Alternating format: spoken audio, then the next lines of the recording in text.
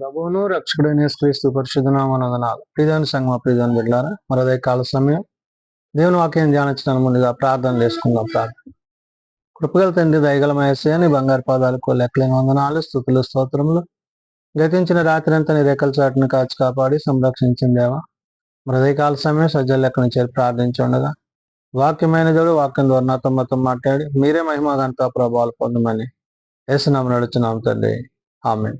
ప్రియమైన సంగమ, ప్రియమైన బిడ్డలారా, ఏదైనా ఏర్పాటు చేయండి వాక్య భాగము అపోస్తులైన పౌలు తెస్సలోనికీయులకు రాసిన 2వ పత్రిక 2వ అధ్యాయము 5 నుండి 8 వచనాలు ధ్యానం చేసుకుందాం.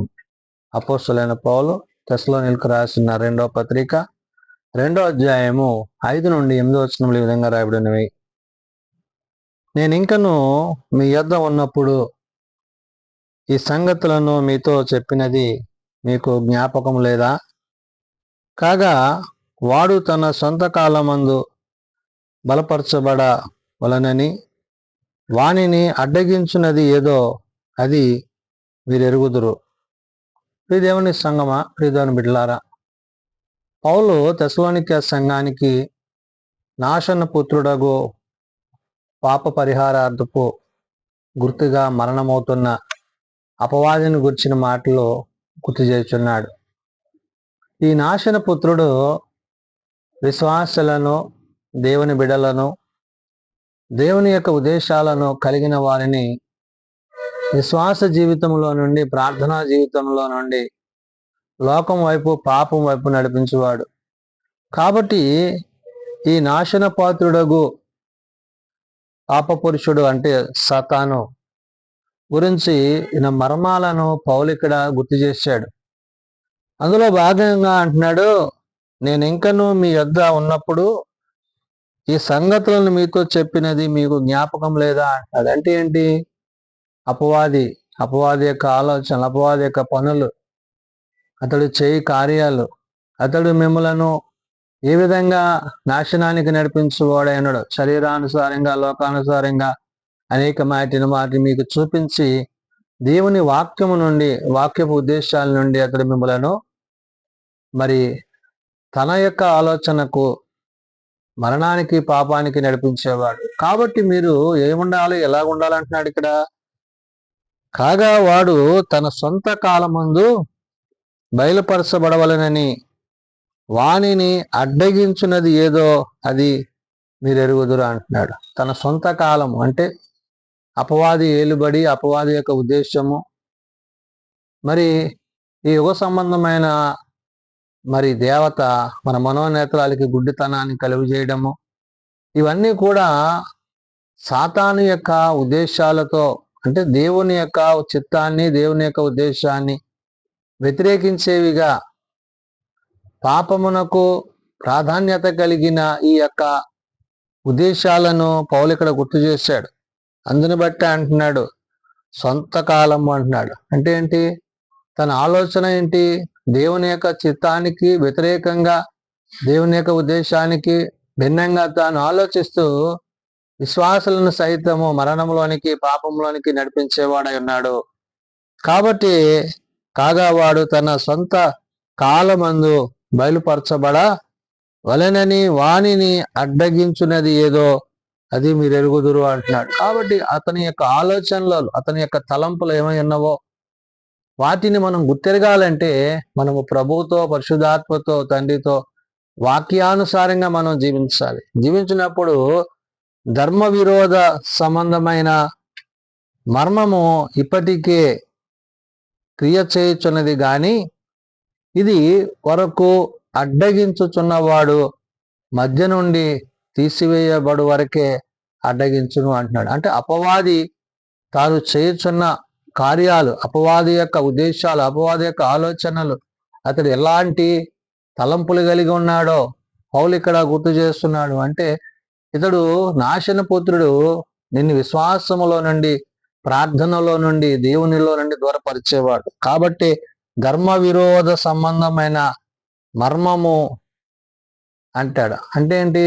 దేవుని యొక్క చిత్తాన్ని, దేవుని యొక్క ఉద్దేశాన్ని కాక తన చిత్తాన్ని చేయవాడుగా, తన సొంత కార్యాలను జరిగించేవాడుగా, మరి మర్మము ఇప్పటికే క్రియ చేయుచున్నది కానీ అంటున్నాడు. అంటే ఏంటి? ప్రస్తుతం మనలను దేవుని యొక్క ప్రేమ నుండి, దేవుని యొక్క ఉద్దేశాల నుండి ఆటంకపరిచేవాడుగా ఈ లోకాధికారి ఉన్నాడు. కాబట్టి ఈ లోకాధికారి యొక్క ఉద్దేశాలు నువ్వు ఎరిగి గ్రహించి నువ్వేం చేయాలంటున్నాడు ఇక్కడ?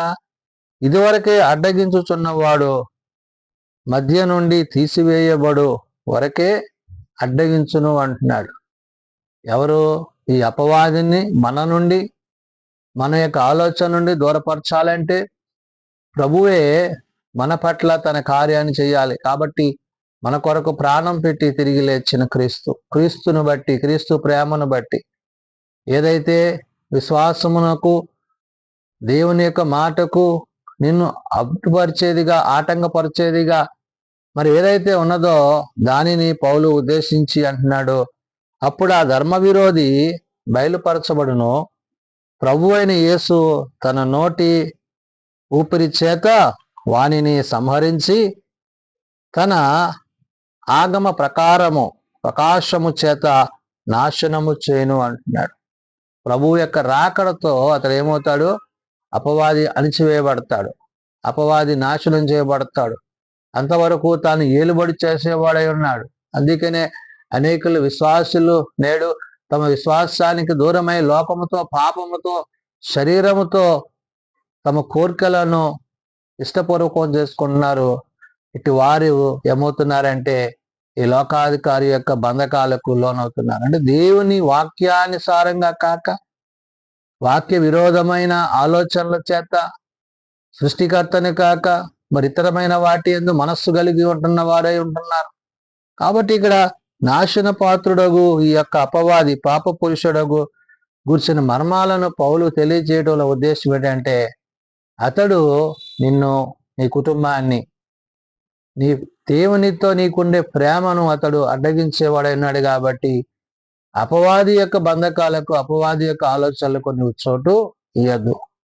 అది ఇవ్వకుండా ఉండాలి అనే ఉద్దేశంతోనే ధర్మ విరోధ సంబంధమైన మర్మము ఇప్పటికే క్రియ చేయుచున్నది కానీ ఇది వరకు అడ్డగించుచున్నవాడు మధ్య నుండి తీసివేయబడి వరకే అడ్డగించును అంటున్నాడు. ఎవరైతే ప్రభు వచ్చి, ప్రభు నీ కొరకు, నా కొరకు తన రక్తం గార్చి శిలువ మరణం పొంది మన మీద ఉన్న పాపాన్ని ఆయన పరిహరించి తన రక్తము చేత మనల్ని పరిశుద్ధపరిచాడు. కాబట్టి ఇప్పుడు మనము క్రీస్తుని బట్టి, క్రీస్తు ప్రేమను బట్టి మనం జీవిస్తున్న వారము. కాబట్టి ఆ ప్రేమను కొనసాగించాలంటే నీవు మళ్ళా అపవాదికి చోటు ఇయక దేవుని వాక్యానుసారంగా జీవించాలి. అందుని బట్టి అంటున్నాడు, అప్పుడా ధర్మ విరోధి బయలుపరచబడను అంటున్నాడు. అంటే ఎవరైతే అపవాది ఉన్నాడో అతడు బయటికి వస్తాడు. అతని యొక్క ఉద్దేశాలు, అతని యొక్క ఆలోచనలు ఏమైనావో అతడు తెలుసుకుని దేవుడు ఏం చేస్తాడంట? ప్రభు అయిన యేసు తన నోటి ఊపిరి చేత వారిని సంహరించి అంటున్నాడు. ప్రభు అయిన యేసే అతడిని సంహరించేవాడు. దేవుని యొక్క మాటలకు విరోధి అయిన అపవాదిని ప్రభు సంహరించి అతనిని మరి పాతాళములోనికి తోసివేస్తాడు. అగ్ని ఆరని, పురుగు చావని ఆ యొక్క భయంకరమైన పరిస్థితుల్లో గుండా అతనిని ఆయన పంపివేస్తాడు. కాబట్టి ఇక్కడ ప్రభు అయిన యేసు తన నోటి ఊపిరి చేత వారిని సంహరించి తన ఆగమ ప్రకాశము చేత నాశనము చేయను అంటున్నాడు. ఆయన రాకడతో, ఆయన యొక్క వెలుగుతో ఆ చీకటి అంతా కూడా తొలగిపోతుంది. కాబట్టి ప్రభువునందు ఉన్నవాడు, ప్రభుతో ఉన్నవాడు ఆ మహిమలో నివసిస్తాడు. కాబట్టి దేవుని యొక్క రాకడలో ఆయనతో మనం జీవించాలంటే ప్రస్తుతం ఈ లోకంలో ఉన్న అపవాదిని జయించడానికి, అపవాదితో పోరాడడానికి దేవుడు మనకిచ్చిన యొక్క సర్వాంగ కవచాలను వాక్యము చేత, ప్రార్థన చేత, దేవుని యొక్క ఉద్దేశాల చేత మనం జీవించినప్పుడు మనము అపవాదిని జయించగలుగుతాము. కాబట్టి పౌలు చెప్పినట్లుగా నాశన పాత్రుడగు పాప పురుషుని గురించిన మర్మం ఏంటంటే అతనిని మనము దూరపరచాలి. అతని ఉద్దేశాలు మనం కలిగి ఉండకుండా క్రీస్తు యొక్క మాటల చేత మనము ఒకరిని ఒకరు ఆదరించుకుంటూ, ధైర్యపరుచుకుంటూ దినదినము వాక్యమందును, ప్రార్థనయందును పట్టుదల కలిగి ఉంటే క్రీస్తు వచ్చినప్పుడు అతడిని పూర్తిగా నిర్మూలన చేసి ఆయన తన ఉద్దేశాలను మన పట్ల జరిగించి మనం ఆయనతో సదాకాలము జీవించే కృప అనుగ్రహించునని పరిశుద్ధుడైన పౌలు తన పత్రిక ద్వారా ఆనాడు తెసలోనిక సంఘానికి, నేడు సార్వత్రిక సంఘానికి తెలియజేస్తున్న మాటలు ప్రార్థన చేసుకుందాం. ప్రేమ నమ్మకం కలిగిన మా తండ్రి, కృప కలిగిన దేవ, నిజమైన ఆయన నిన్ను బట్టి, నీ మాటను బట్టి జీవించటకు నీ యొద్దకు వచ్చిన మమ్మలను ప్రేమతో ఆహ్వానించి నీ ప్రేమను మాకు కనుబరిచి పాపము నుండి, మరణము నుండి మాకు విడుదలనిచ్చి నీ నిత్యరాజ్యములో ప్రవేశించే కృపనిచ్చినందుకు వందనాలు. నిజమైన ఆయన ఈ లోకాధికారైన అపవాది అయ్యా ఎవరిని మింగుదునా అని గర్జించు సింహములే తిరుగుతున్నాడు. కాబట్టి నేను అపవాది యొక్క హస్తాల నుండి, అపవాది యొక్క బంధకాల నుండి నీ బిడలైన వారిని, నీ యందు విశ్వాసముంచు వారిని నువ్వు సంరక్షించువాడు, కృప చూపించువాడు.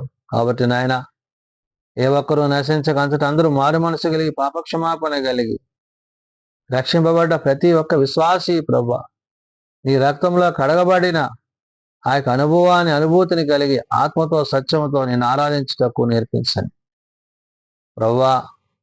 ఎవరైతే ఇంకా నేను ఎరుగక తెలియక తమ హృదయాలు కఠినపరుచుకొని ఈ లోకాధికారితో, సాతానుతో, అపవాదితో జీవిస్తున్న వారైనారు అటు వారికి మారు మనసు, పాపక్షమాపణ దయచేయమని నిజరక్షకుడు, నిజదేవుడు అని నిన్ను బట్టి, నీ మాటను బట్టి నీతో సదాకాలము జీవించు వారమై ఉన్నామని ప్రతి వారు ఎరిగిన ఆయన సమస్తమును కలుగజేసిన వాడవైన నిన్ను బట్టి, నీ ప్రేమను బట్టి, నీ ప్రేమకు తగినగా మేము జీవించుటకు అట్టి కృప దయచేయండి. చిన్నబిడ్డలు, యవనులు, పెద్దలు, వృద్ధులు ప్రతి వారిని వారి వారి తరగతుల చొప్పున ఆశీర్వదించి దీవించండి. జన్మదినాలు, వివాహ దినాలు, ఆ కొడుకుల కుటుంబాలు ప్రత్యేకించారు. ఏ ఒక్కరు నశించక అంతటందరూ మారు మనసు కలిగి పాపక్షమాపణండి. నేను నిత్య రాజ్యంలో చెరగలందరూ కట్టి కృప దయచేయమని దీని పరిచర్య సేవలో నీ సన్నిధి మా ప్రేమించమని యేసునామమున అడుగుచున్నాం తండ్రి, ఆమేన్. పరలోకమందున్న మా తండ్రి, నీ నామం పరిశుద్ధపరచబడుగాక, నీ రాజ్యం వచ్చుగాక, నీ చిత్తం పరలోకమందు నెరవేర్చినట్లు భూమి మీద నెరవేరుగాక. మానదనాడు మాకు దయచేయము. నెల ప్రార్థన చేసిన వారిని మేము క్షమించిన ప్రకారం ఆ ప్రార్థనలను క్షమించు. శోధనలతో ఏకాదశులను తప్పించు. రాజ్యము, శక్తి, మహిమ నిరంతరము నీవేనవు తండ్రి, ఆమేన్. మన పరమ తండ్రి దేవుని ప్రేమ, ప్రభువైన యేసుక్రీస్తు కృప, ఆదరణకర్త అయిన పరిశుద్ధ ఆత్మనిత్య సహాయం సదా తోడయండి సంరక్షించునుగాక, ఆమేన్.